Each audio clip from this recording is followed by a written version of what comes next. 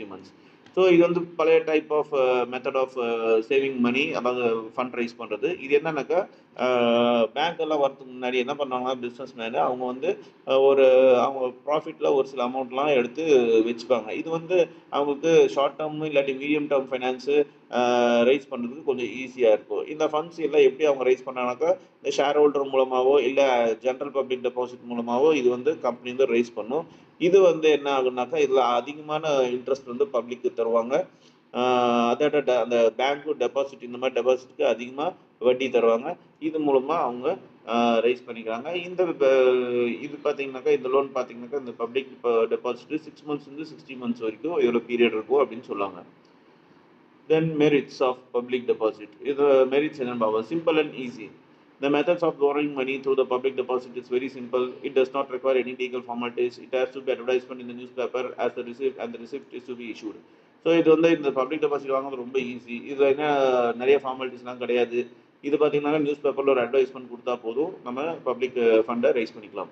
No charges on assets. Public deposits are not secured. They do not have any charge on the fixed assets of the company. So இந்த public deposits எல்லாமே செக்யூர்டான விஷயம் கிடையாது. அதனால கம்பெனியோட ஆசெட்டில் எதுவுமே பாதிக்காது இதெல்லாம் அப்படின்னு சொல்லுவாங்க.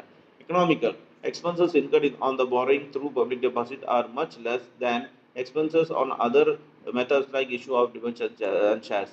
ஸோ இதில் எக்ஸ்பென்சஸ் ஆஃப் borrowing வந்து இந்த பப்ளிக் டெபாசிட்டில் ரொம்ப ரொம்ப கம்மி கம்பேரிங் டு இந்த இஷ்யூஸ் ஆஃப் ஷேர்ஸு டிபென்ச்சர்ஸில் கம்பேர் பண்ணும்போது இது ரொம்ப எக்ஸ்பென்சஸ் கம்மியாக இருக்குங்கிறாங்க. Flexibility public deposit bring flexibility in the capital structure of the company. This can be raise when needed and refunded when not required.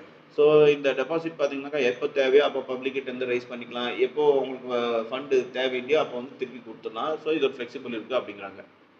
Then disadvantages or demerits, uncertainty. A concern should be of high repute and have a high credit rating to attract public to deposit their savings. There may be sudden withdrawals of deposit which may create financial problems. Depositors are regarded as fair weather friends. So அந்த அன்சர்டினிட்டினாக்கா சரியான சூழல் சொல்ல முடியாது, எப்போ வேணாலும் எது வேணாலும் ஆகலாம். ஸோ அந்த ஒரு ரிஸ்க் இருக்கிறதுனால